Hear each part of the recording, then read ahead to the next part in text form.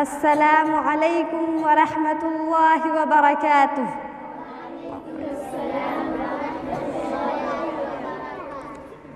नहमदुहु व नुसल्ली अला रसूलिहिल करीम, अम्मा बाद। क़ाल अल्लाहु तआला फ़िल क़ुरआनिल मजीद वल फ़ुरक़ानिल हमीद, ज़हरल फ़सादु फ़िल बर्रि वल बहरि बिमा कसबत ऐदिन नास लियुज़ीक़हुम बअज़ल्लज़ी अमिलू लअल्लहुम यरजिऊन। जनाब सदर जलसा, हकम साहिबान, असातिज़े किराम और अज़ीज़ साथियों, आज के इस मुकाबला जाती प्रोग्राम में मेरी तकरीर का उन्वान है गवादी हमने जो असलाफ से मीराथ पाई थी। मोहतरम सामईन व सामिआत, आज हम जिस मुआशरे व माहौल में ज़िंदगी गुजार रही हैं वो ख़ुदगर्ज़ी का माहौल है, जहाँ नफ्सी नफ्सी का आलम है, सबको अपनी पड़ी है। हर शख्स माल व दौलत असीम व ज़र हासिल करने के लिए हर जायज़ व नाजायज़ तरीके इख्तियार करने में लगा है। झूठ, फरेब, गीबत, सूद और रिश्वत जैसी बुराइयाँ इस मुआशरे का जुज़ लायनफ़क बनकर रह गई है। अनानियत, नफ्स परस्ती, धोखेबाज़ी, जुल्म व ज़्यादती इस माहौल का शिआर हो गया है। हर शख्स दूसरे को नीचा दिखाने पर तुला है, किसी को किसी की फ़िक्र नहीं। अलगर्ज़ मुसलमान कहलाई जाने वाली ये कौम आज इस्लाम से कोसों दूर जा चुकी है। इस्लाम की सच्ची तर्जुमानी तो क्या, ज़ाहिरी तर्जुमानी भी बाकी नहीं है। मामला यहीं तक बस नहीं होता, बल्कि ऐन नातिका सर बगिरेबा है, उसे क्या कहिए। इस्लाम जो बुत परस्ती और शिर्क की जड़ें काटने आया था, उसके नाम लेवा आज सरीह शिर्क व बिदअत में मुब्तला है। मुशरिकीन बुत पूजते हैं, तुम मियाँ भाई ईंट गारे के मज़ारों पर फूल और मिठाइयाँ चढ़ाते हैं। बिरादरान वतन से भी दो हाथ आगे जा चुके हैं। सामीने कराम, ये हाल उस उम्मत का है जिसने सारी दुनिया को जीने का ढंग सिखाया, जिसने एक तवील मुद्दत तक दुनिया की क़यादत की और उसको हक़ व इंसाफ के रास्ते पर लगाया। मगर ये उम्मत जब अपना सबक भूल गई, अपनी बिअसत का मकसद फरामोश कर बैठी, अपने रब से रिश्ता तोड़ लिया और गैरों के सामने हाथ जोड़ लिया, तो ये ज़िल्लत और रुसवाई के कारोबार में जा पड़ी। हमने अपने असलाफ की मीरास को ज़ाय कर दिया और उनके तरीक़ों को छोड़ दिया, तो हम बुलंदी से पस्ती पर पहुंच गए। शायर इस्लाम अल्लामा इकबाल रहमतुल्लाह अलैह ने क्या खूब कहा है, गवादी हमने जो असलाफ से मीराथ पाई थी, गवादी हमने जो असलाफ से मीराथ पाई थी, सुरैया से ज़मीं पर आसमान ने हमको दे मारा। इस उम्मत की माबिल इम्तियाज़ चीज़ें ईमान की पुख्तगी, अक़ीदे की मजबूती, तक़वा व तहारत, इफ़्फ़त व पाक दामनी, खुदा तरसी, खुदा एतमादी, मोहब्बत व जफ़ाकशी, वफ़ादारी और ईमानदारी थी। लेकिन अफसोस कि आज हम इन सब औसाफ से आरी हो गए हैं। नतीजा ये निकला कि पस्त और ज़लील हो गए हैं।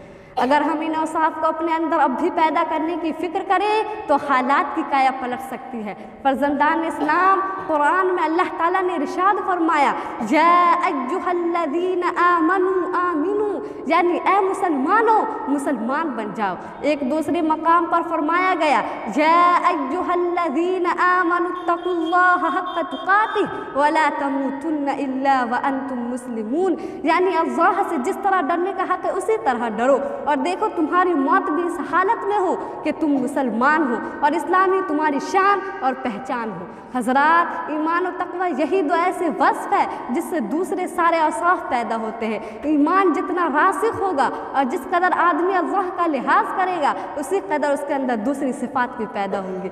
इन्हीं चीज़ों की कमी से हमारा रुअब व हैबत गैरों के कुलूब से जाती रही और हम तरक्की के बजाय तनज़्ज़ुली की राह पर खुद ब खुद गामज़न हो गए।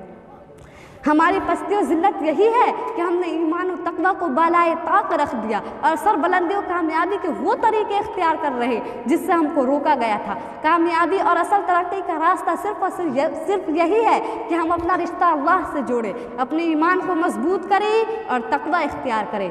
नौनहालानी इस्लाम मुसलमानों की तरक्की की राह, इज़्ज़त की राह, बल्कि उनकी पूरी ज़िंदगी और दुनिया में आने की असल गर्ज़ अल्लाह की रज़ा का हुसूल और उसकी मर्ज़ियात पर अमल करना है। उसके सिवा और कुछ नहीं। अगर इज़्ज़त है तो उसी में और मनफ़अत है तो उसी में। हमें चाहिए कि हम अल्लाह से ताल्लुक़ पैदा करें, उससे मोहब्बत करें और उसके रसूल की इत्तिबा करें।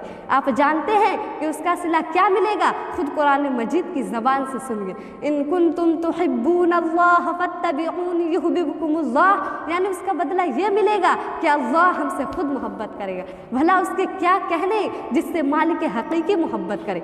उसको ना कोई तकलीफ़ पहुंचा सकता है और ना गज़न, और अगर कोई कुछ बुराई का इरादा भी करे तो अल्लाह ताला खुद मुकाबला करेगा, जैसा कि हदीस पाक में आता है, मन आदा ली वलिय्यन फ़क़द आज़नतुहु बिल हर्ब, मेरे वली को जो गज़न पहुँचाए उसके लिए मेरा ऐलान जंग है। हज़रात, आइए हम सब आज मिलकर अपने मनसब व मकाम को याद करें जो हमें बारगाह खुदावंदी से आता हुआ है, यानी खैर उम्मत और दावत हक़ का। हम खैर उम्मत उसी वक्त हो सकते हैं जब दावत हक़ के फरीज़ा को पूरी दयानतदारी से अदा करें और इस सिसकती बिलकती और दम तोड़ती इंसानियत को नजात के रास्ते पर लगा दें ताकि उसे चैन व मसरत नसीब हो जाए। सामिने कराम, इस गुलशन को जिसकी आबियारी हज़रत सल्लल्लाहु अलैहि वसल्लम ने अपने खून मुबारक से की थी, बातिल ताकत खाकिस्तर करने पर कमर बस्ता है और सारी कौम इस आशियाना हक़ को निस्तो नाबूद करने के दर पे है और उसके लिए मुत्तहिद व मुत्तफ़िक हो गई है। उठिए और इन बातिल ताकतों का सामना कीजिए, उनको ऐसा मुँह तोड़ जवाब दीजिए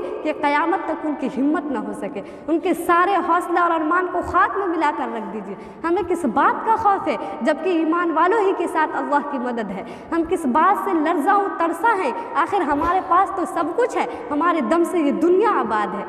शोला बनकर फूंक दे खाशाक गैरुल्लाह को, कि शोला बनकर फूंक दे खाशाक गैरुल्लाह को, खौफ बातिल क्या की है गारत गिरे बातिल भी तू।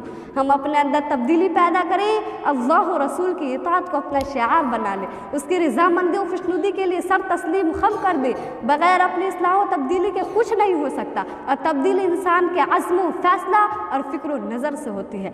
आज सारा करप्शन इस्लाह हाल के फुक़दान की वजह से इंसानों के अमाल बद और करतूतों का नतीजा है। लिहाजा अगर हालात में तब्दीली लानी मंजूर हो तो अमाल की तब्दीली की फ़िक्र लाजिम है। फरमाने खुदावंदी है, इन्नल्लाह ला युग़य्यिरु मा बिक़ौमिन हत्ता युग़य्यिरू मा बिअन्फुसिहिम, यानी खुदा ने आज तक उस कौम की हालत नहीं बदली, खुदा ने आज तक उस कौम की हालत नहीं बदली, न हो जिसको ख़याल खुद अपनी हालत के बदलने का। वमा अलैना इल्लल बलाग। वस्सलामु अलैकुम व रहमतुल्लाहि व बरकातुहू।